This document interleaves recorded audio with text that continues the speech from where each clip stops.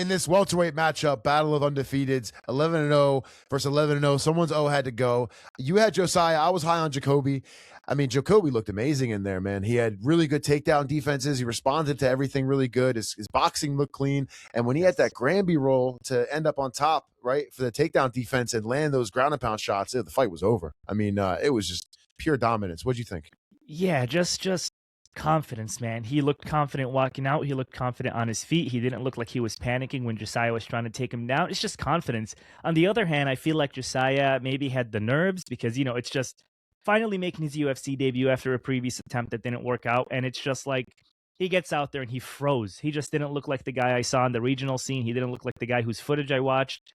And I was worried. I was worried, especially when Jacobe was testing the range earlier and landing, and felt like Josiah just had his chin out there and he was just getting touched. See, I thought Josiah looked comfortable. I thought Josiah looked pretty comfortable in there. And I think what I said ahead of time, how he leaves his chin a little exposed, you can't do that with a guy like Jacobe. You have to be technically sound and on point, and same way he is.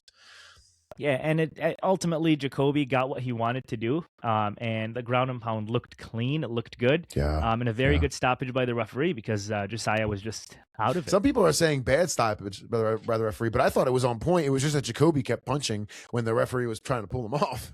Right. I mean, what can the referee do at that point? He's doing his best. I mean, looked like he got mad at Jacobe. He's like, "Yo, I'm pulling you off, and you're punching." Yeah, like no, that was a fantastic stoppage, and you can't argue with that. The one thing I don't understand is like why when Josiah lands on his back, right, and then he lands in that crucifix position, why would you just accept that this is going to be a grappling situation now? Just arms underhooking the legs, thinking that he could turn into a wrestling situation. It's like, bro, you're in a fight. You got to protect your face. At least one arm protecting your face.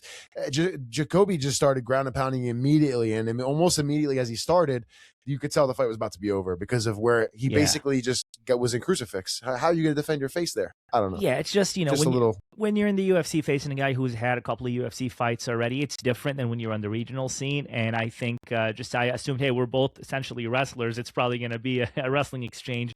And that didn't go as planned. But I'm still high on Josiah. I still think he'll come back. And I still believe he'll be a name that we will talk about at 170.